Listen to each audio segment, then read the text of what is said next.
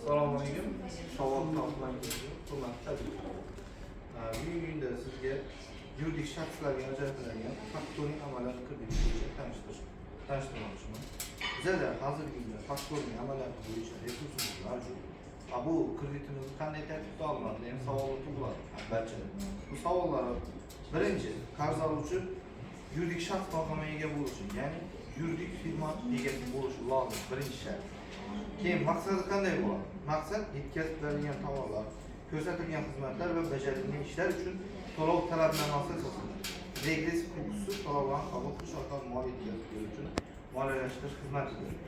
Qarz oluvchiga qo'yiladigan talablar kamida 12 oy mobaynida faoliyat yuritayotgan hamda uzluksiz pul aylanmasiga oxirgi 1 yilda uzluksiz pul aylanmasi bo'lishi kerak. Faoliyat yuritgan bo'lishi kerak. Qarz oluvchi ta'sirchilar oxirgi 6 oyda o'zgarmagan bo'lishi kerak. Ya'ni ta'sirchilar o'zgarmagan bo'lishi kerak. Yaqin qardoshlar o'rtasida o'zgarishlar bundan mustasno. Shuningdek, mazkur shartlar yuzasidan tegishli kollegial organ tomonidan ijobiy qaror qabul qilinishi lozim.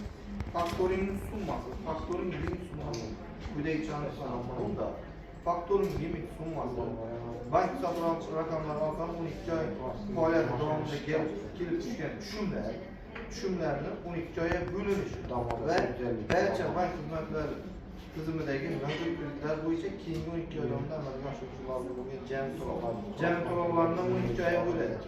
Keyin agar natija 0 ga teng yoki manfiy bo'lsa, mijozdan oldindan belgilangan limit mavjud. Bunda faktoring turi an'anaviy, teskari, ochiq, yopiq, regress huquqi mavjud va regress huquqsiz. Faktoring hamda qonunda tasdiqlanmagan barcha turlar. Faktoring muddati milliy valyutada alohida bo'lsa 3 oy, 90 kungacha, xorijiy valyutada alohida bo'lsa 180 kun. Bu 180 kundan 6 oy. Faktoring limiti amal qilish muddati 12 oygacha.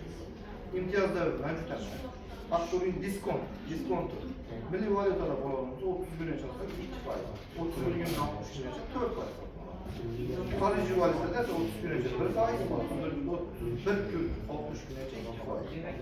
Bu hokazo ketadi. Moliyalashtirish manbasi bank o'z mablag'lari hisobidan faktoring valyutasi so'mda ham xorijiy valyutaga mavjud. Faktoring ajratish shakli pul o'tkazish. Faktoring ta'minoti pul talabnomasi bo'yicha talab qilish talab etiladigan hujjatlar, limit olish uchun ariza, oxirgi hisobot davri uchun birinchi son shakli, ikkinchi son shakli, moliyaviy hisobotlar, ta'sirchilar hujjatlar, vakolatli boshqaruvchi faktoring amaliyoti lozimligi, mijozning faoliyat joyi, moliya yetkazib beruvchi ta'minotchilar, moliya yetkazib, agar mijoz ta'sirchining boshqa korxonada ulush mavjud bo'lsa, ulushi 50% dan yuqori bo'lgan aloqador korxonalar bo'yicha xizmat ko'rsatuvchi bankdan ma'lumotnoma qilinadi. Hujjatlashtirish jarayoni limit belgilash kreditlash tartibiga asosan bank ichki dasturida amalga oshiriladi. Faktoring amaliyoti elektron amalga oshiriladi. Xalqaro faktoringda platformadan amalga oshirish imkoni mavjud bo'lmagan hollarda faktoring amaliyoti bank ichki dasturida oshiriladi.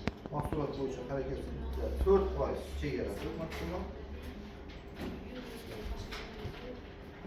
Bu bo'yicha bu faktoring amaliyoti bo'yicha kreditlarning hozirda mavjud. Qaysi yuridik mijozlarni qiziqtiradi. Bemalol kelib manbalar tekshirib, belgilangan tartib hujjatlarini olishadi.